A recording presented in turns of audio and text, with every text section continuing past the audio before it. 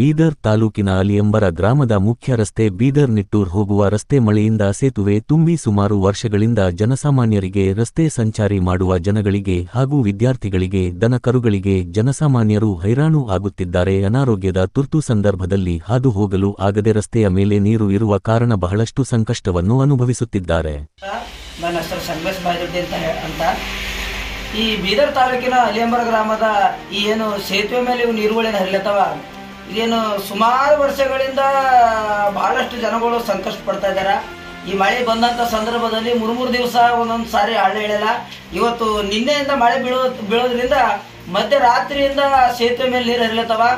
ಸ್ಕೂಲಿಗೆ ಹೋಗೋ ಮಕ್ಕಳಿಗೆ ಬಸ್ಗಳು ದನ ಕರುಗಳು ಆ ರಸ್ತೆ ಮೇಲೆ ಹಾದು ಹೋಗ್ಲತ್ತಾರ. ಬಹಳಷ್ಟು ಸಂಕಷ್ಟ ಆಗ್ಲತ್ತದ.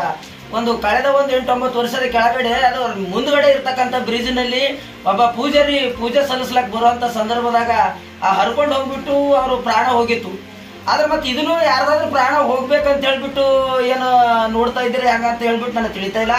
ಸಂಬಂಧಪಟ್ಟ ಅಧಿಕಾರಿಗಳು, ಕ್ಷೇತ್ರ ಶಾಸಕರಿದ್ರಿ ರಹೀಂ ಖಾನ್ ಅವರು ಮತ್ತು ಜಿಲ್ಲಾ ಉಸ್ತುವಾರಿ ಈಶ್ವರ್ ಖಂಡ್ರೆ ಮಂತ್ರಿ ಅವರು ಇದ್ರಿ, ನಿಮ್ಗೆ ಗಮನಕ್ಕೆ ತರ್ಲಕ್ ಬಯಸ್ತಾ ಇದ್ದೀನಿ. ಈ ಗ್ರಾಮಸ್ಥರು ಕೂಗಿ ಕೇಳಿ ಯಾವುದೇ ಒಂದು ರಾತ್ರಿ ತುರುಸ್ತು ಸಂದರ್ಭದಾಗ ಏನೇ ಹಾಟ್ ಇರಲಿ ಮತ್ತೊಂದಿರಲಿ ಅಂಥದ್ದು ಯಾವುದೋ ಒಂದು ಬಂದಿನಂತ ಸಂದರ್ಭದಾಗ ಆ ಆಸ್ಪತ್ರೆ ಕರ್ಕೊಂಡು ಹೋಗಿ ತುರ್ತು ಚಿಕಿತ್ಸೆ ನೀಡಿ ಹೋಗ್ಬೇಕಾದ್ರೂ ಈ ರಸ್ತೆ ಸಮಸ್ಯೆ ಬಹಳಷ್ಟು ಆಗಿದೆ. ಬಹಳಷ್ಟು ಜನಗಳು ಸತ್ತಿರ್ತಕ್ಕಂಥ ಉದಾಹರಣೆಗಳವ. ಕಂದಾಯ ಇಲಾಖೆದವರು ಸಹ ಕೂಡ ಸರ್ವೆ ಮಾಡಿದ್ದಾರೆ. ಜಿಲ್ಲಾಧಿಕಾರಿಗಳ ಗಮನಕ್ಕೂ ಸಹ ಕೂಡ ಇದೆ. ಈ ರಸ್ತೆ ಒಂದು ಮಾಡಿಬಿಟ್ಟು ಸಾರ್ವಜನಿಕರಿಗೆ ದನಕರುಗಳಿಗೆ ರಸ್ತೆ ಸಂಚಾರ ಯಾರು ಮಾಡ್ತಾರೆ ಇದು ಮುಖ್ಯ ಹೆದ್ದಾರಿ ಅದ. ಈ ಕಾಮಗಾರಿ ಈ ವರ್ಷದಲ್ಲಿ ಪೂರ್ಣಗೊಳಿಸಬೇಕು. ಇಲ್ಲೋದ್ರೆ ನಿಮ್ಮ ವಿರುದ್ಧ ಉಗ್ರವಾದ ಹೋರಾಟ ಮಾಡಬೇಕಾಗ್ತದೆ ಅಂತ ಹೇಳ್ಬಿಟ್ಟು ಈ ಒಂದು ವಿಡಿಯೋದ ಮುಖಾಂತರ ಸಂಬಂಧಪಟ್ಟ ಅಧಿಕಾರಿಗಳಿಗೆ ಮತ್ತು ಚುನಾಯಿತ ಪ್ರತಿನಿಧಿಗಳ ಗಮನಕ್ಕೆ ತರಲಕ್ಕೆ ಬಯಸ್ತಾ ಇದ್ದೀನಿ.